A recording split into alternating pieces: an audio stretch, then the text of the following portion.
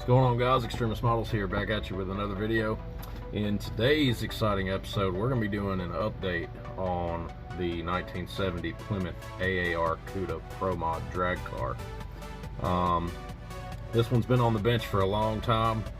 I know that several of the guys that are on the live streams with me over the weekends over at Brian's channel, Got Fuels Model Car Garage, have seen this car for like the last year and a half, 2 years, and I think it's about time we start trying to wrap this one up, because it's been kind of kicked to the side, and I think that mainly the reason why it's taken so long to get this one done, it's not an intimidating build, but it kind of is, because these drag cars are way more complex than people give them credit for.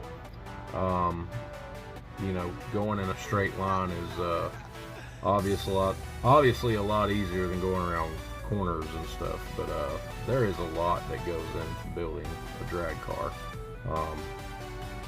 even in scale model form. There's a lot that goes into building one, and today we're going to be doing an update video, and yeah, I'll show you guys what I've got going on.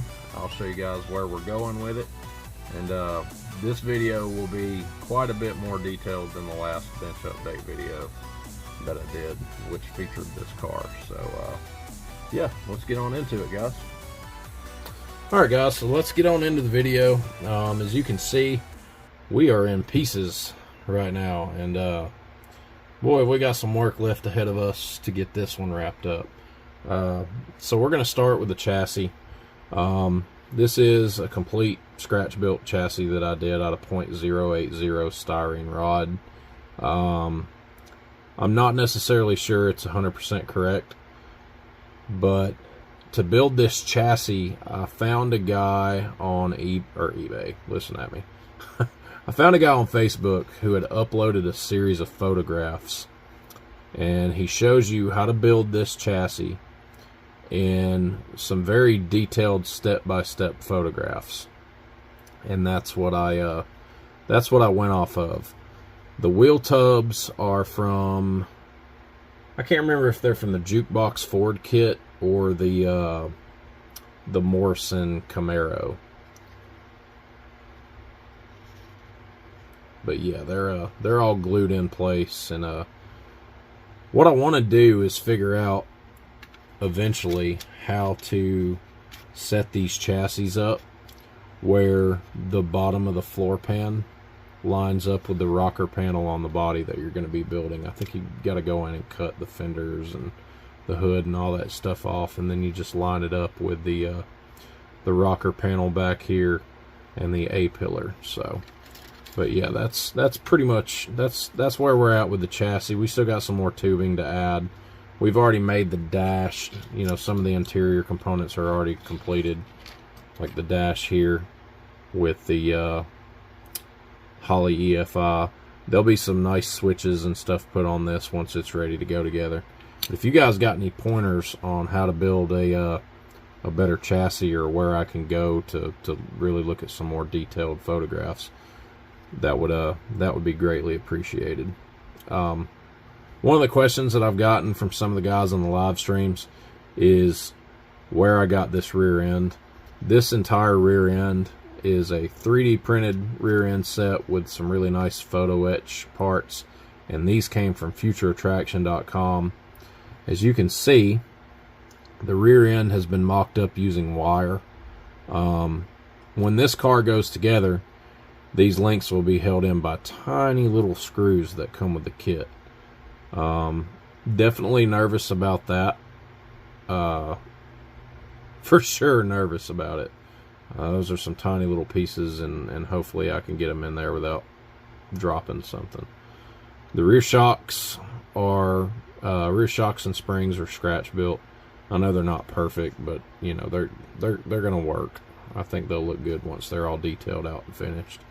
And then moving on to the front suspension, it is a combination of some more front suspension kit stuff from Future Attraction And then the lower control arms and the steering rack I got from, I want to say it was the Jukebox Ford. I did a lot of butchering on that one to build the front of the car. So, but yeah, that's pretty much it for the chassis. To get this body to work with the chassis, which I've still got to do some refining. As you can see, there's like a dent, yeah, like right in there where this didn't bend very good. I think I'm going to heat it up and go in and just roll into the back a little bit. But to get this body to work with this chassis, obviously I had to go in and widen the sides up, and then what I did was I added these two little styrene blocks, which I'll show you how this sets in there. There's this rod on the chassis right here, and you just sit this down in there like so, and it basically finds its way into those little styrene blocks, and then you just push it in. Once this goes together, the body will be glued to the chassis permanently, and you won't be able to get it off. And then, you know, that little part right there will probably cease to exist. You won't even know that it's there. But yeah, for a scratch built chassis, I'm pretty happy with the wheelbase. Also, I think I got it pretty good. But yeah, there's a lot of work left to be done on this. But yeah, that's pretty much going to do for the little update on the chassis. If you guys got any pointers on how to make that better, feel free to let me know. I'm always available for you know, a little lesson on this. You know, we're all students to the hobby, so you know, the more you know, the better. The engine that I'm going with is from Iceman Collections, and it is a Pro-Charged Proline Hemi. I had originally, you know, started with the blown Proline Hemi that he offers, but I bought this Detail Master detail upset, and none of it was going to work. And instead of trying to find one that would, I just decided to swap over to the Pro-Charged setup, and he sent me, you know, a nice 3D printed set of parts. As you can see, I've already cut most of everything off of, but you know, he sends you this part here, which I could have just bought. I did buy the entire new engine, but I didn't want to fight with trying to make a new motor plate, so I just I'm gonna make this one so that the Pro Charger will still work with it. And then for the induction pipe, I just added some extensions, which they'll get sanded, and that'll look really nice. It'll look like little weld lines. But that just plugs in there, and yeah, you kind of get the idea where I'm going with this. One of the other things that I want to go over is the catch can that I'm doing for this. As you can see, it's just a little simple catch can with the vents from the valve covers plugging into the catch can. If you guys got any pointers on how to make the catch can a little bit more detailed and a little bit better in its plumbing, please feel free to let me know also. Another thing too, about the ignition system for this build, I'm honestly thinking about just dropping a distributor in it, and you know, just running the wires to each cylinder like you normally would. You know, there's not a lot of info out there on how these engines are plumbed and wired, so you know, if you guys got any links or anything, feel free to shoot them over to me. The transmission is a Power Glide from Ron Olson at Shapeways, and you know, I think it looks really nice behind that big Proline Hemi that we've got. So for the tires and wheels, which I get a lot of questions from people in the community on where I get my tires and wheels. The wheels that I bought for this particular build are from Mid-America Slot Car Racing. I'm not 100% sure of what his eBay name is, which is where I got these. I can't remember right off the top of my head. but I think these are the drag light set that he sells on eBay, and they are really, really nice. They're, you know, two-tone machined with anodized black, and these fronts work perfect with the, I believe these are Revell Goodyear front runners. And as you can tell, that is, as you can tell, that is a really nice tire and wheel combo. And then the rear is, I think, a .500, whatever that is. I think it's like a half an inch or something. But these are the rears that we're going with. They're a little dirty right now because this car's been on the bench for like 1.5 years now. But these got to get cleaned up before they go on. As you can see, that is our rear wheel. And then the tires that I got for the rear are by Future Attraction, and these are the 16x33 big tires. He offers these in a bunch of other sizes, from like a 275 to a 305, and then he's got a bunch of other just big tire sets. But this is the big boy. This is what you would see on like a funny car or something like that. And they are sized to fit the slot car wheels. So that just plugs down into there perfectly.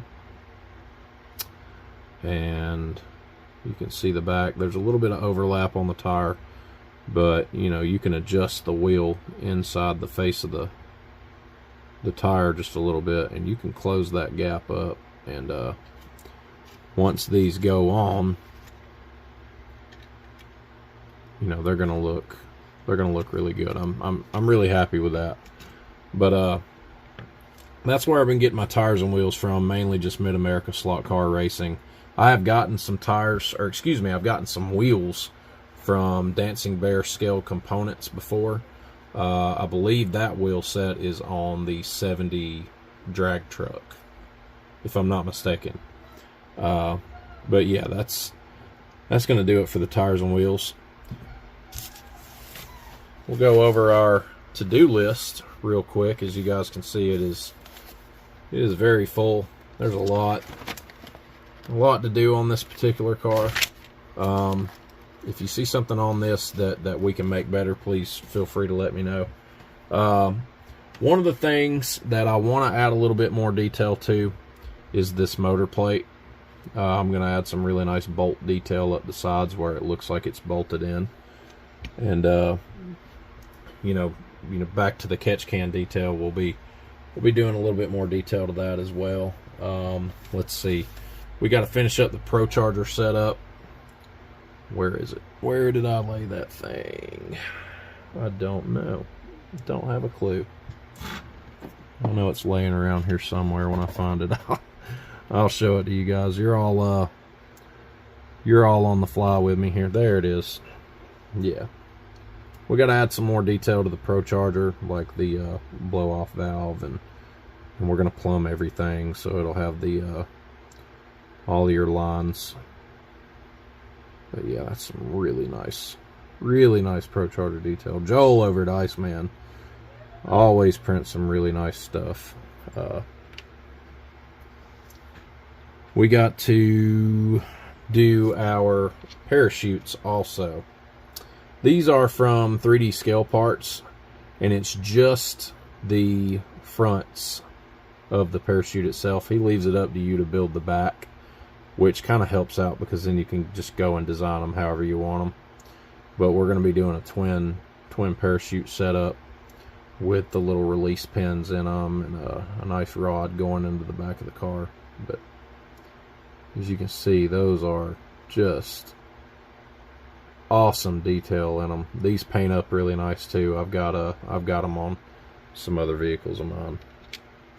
One of the detail things that I wanted to address, and I wanted to ask you guys kind of a favor on maybe guiding me on how to do this a little bit better.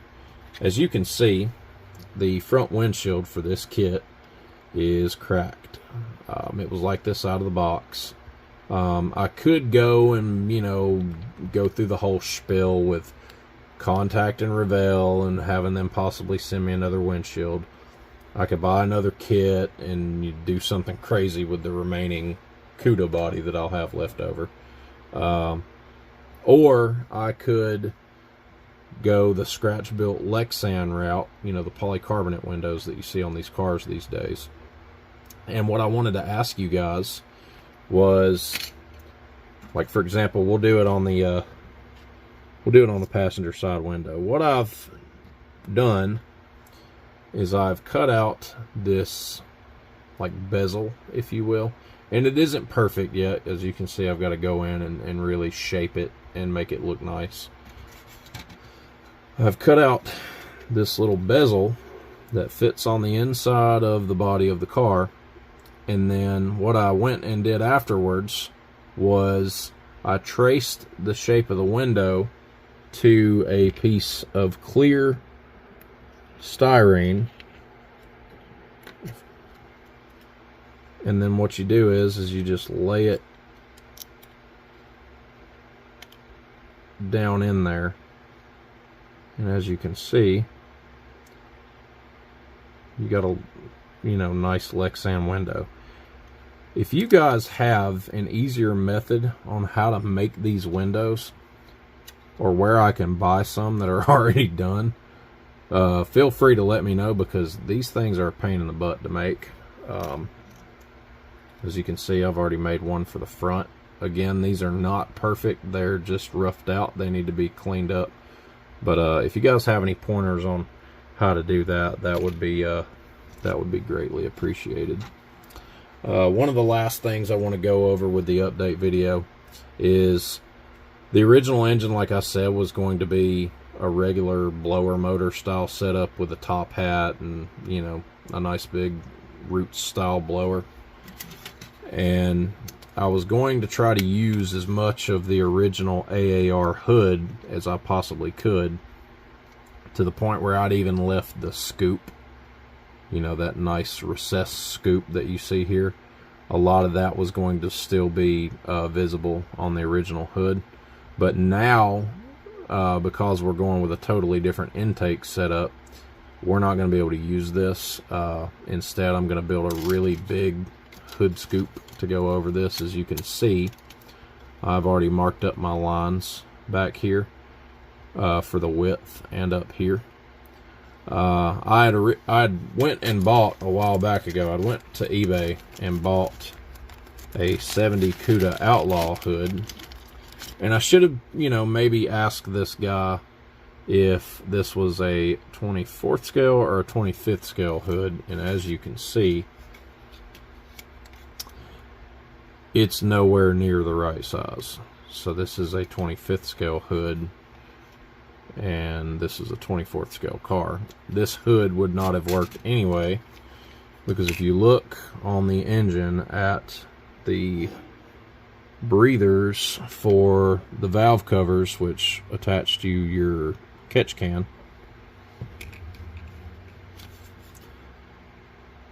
that's that hood's not wide enough. So, you know, I wouldn't call it a lost cause. Maybe one day we'll come across a 70 Cuda kit and I'll be able to use this hood. So we'll just slip that back in the bag. And I can't remember where I bought this, but you know, maybe I can find a 24th scale Outlaw hood for this car somewhere. I know I've done some looking, and I'm not coming back with any luck on this. So if you guys got any links, feel free to share those as well. Lastly, for the update, I've decided on the color for this car, and what I've opted to go with is Gravity Color Spain Dodge Destroyer Gray. I think that this will look really good with some nice carbon fiber highlighted parts, like the hood and the spoiler and some of the chassis parts. But you know, this will be my first time working with these guys. I met I'm guessing the salesman for this company, or maybe even the owner. I met them at Acme this year, and after seeing Dylan from NYS's Chiron last year at Acme with this carbon fiber decal work on it. I'm really happy with this stuff, and I want to give it a go. So if you guys also got some pointers on how to apply this stuff, please feel free to let me know. But yeah, again, the color we're going to be going with is Dodge Destroyer Gray. This is a modern Dodge color, and it looks really nice. As you can see, it's broke up right now because it's not mixed very well, but you know, that'll look really good on there, I believe. So, but yeah, that's pretty much going to do it for this update. Nothing too major until we start really diving back in. I plan to make update videos along the way with this. If you guys see some things that you think could be that will help improve this when it's done, please feel free to let me know. You know, maybe we'll make some changes here and there, but that's pretty much going to do it for this one, guys. It's just kind of a short video. I know that there was a lot to cover, but I think I've about covered as much of this as I possibly can at this particular point in time. So if you guys have any questions, feel free to let me know. If you guys have an Instagram account, please feel free to shoot me some messages over there. I would love to hear from you guys. But that's pretty much going to wrap it up for this one. If you guys enjoyed the video, please subscribe to the channel. Hit the little bell so you stay notified on all of my new videos coming out. Please like, comment, and share. And I look forward to seeing you guys in the next video. Take care.